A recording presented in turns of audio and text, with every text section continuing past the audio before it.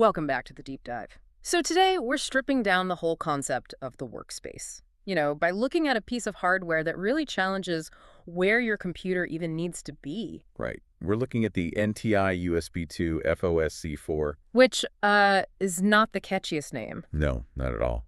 But what it does is pretty incredible. It is. I mean, looking at the specs, the mission here is super clear. Yeah.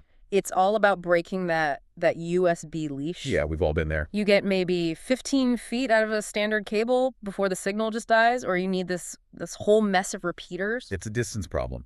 And this NTI device, it solves it by just, well, ditching copper wire completely. In favor of fiber optics. Exactly. And that allows for just a massive jump in range. The data sheet says this thing can extend a USB connection up to, what is it, 820 feet? 820 feet, yes, 250 meters. That's wild. You could put your computer in one wing of a building and work from the other side with just your mouse and keyboard. And your monitor, of course. But yes, that's the whole idea. You've got a local unit plugged into the PC and a remote unit where you're sitting. And the link between them is just a single strand of fiber optic cable.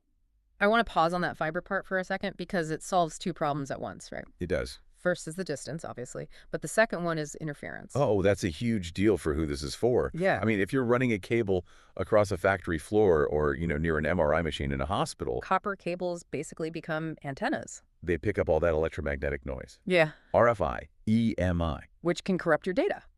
That's the risk. But fiber uses light. It's completely immune to all that, so you get a perfectly clean signal at 800 feet. That you might not even get with a 50-foot copper cable in a noisy place. Precisely. Now, usually when you add this kind of serious bridging hardware, the user experience takes a hit. You need special drivers or there's lag. But the documentation keeps saying this connection is transparent.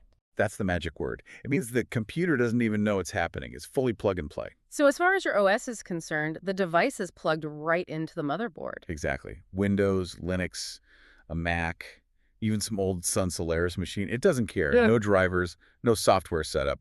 It just works. That versatility really stands out in the OS support list, too. It lists everything from Windows 10 all the way back to Windows 2000. On Mac OS 9. Yeah, Mac OS 9. That screams legacy industrial support. It does. This isn't really for a gamer building a new rig. It's for a system admin who needs to manage complex, maybe older systems. Okay, so let's talk about the remote end. It's not just a single port for your mouse. No. The remote unit is a 4-port hub. You get 4 standard USB Type A connectors. And they meet the full USB 2.0 spec. Which means you get high speed, so 480 megabits per second. And full power. And that's critical. It supplies the full 500 milliamps to each and every port. So you could run a high-res webcam, a scanner, and a security camera all at once, and they'd actually have enough power. Right. You're not going to get that insufficient power warning that you get with all those cheap desktop hubs. That build quality seems to be a theme here. I mean, this isn't some cheap plastic box. Definitely not. The operating temperature range it's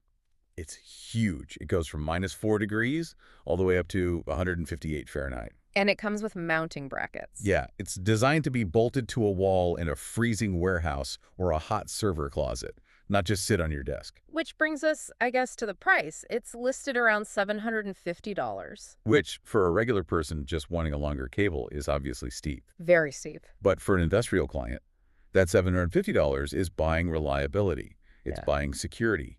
You can lock the actual computer away in a climate-controlled room. While the operator works safely hundreds of feet away, it really makes you rethink how an office could even be laid out. We're just so used to the fan noise, the heat from a PC tower right next to our legs. It's a limitation we just accept because of the cables. So here's the thought to leave you with. If distance was just not an issue, if you could snap your fingers and move your noisy hot computer 800 feet away without losing a single millisecond of speed, how would you redesign your perfect silent workspace? That is the dream. Thanks for listening to this deep dive. We'll catch you on the next one.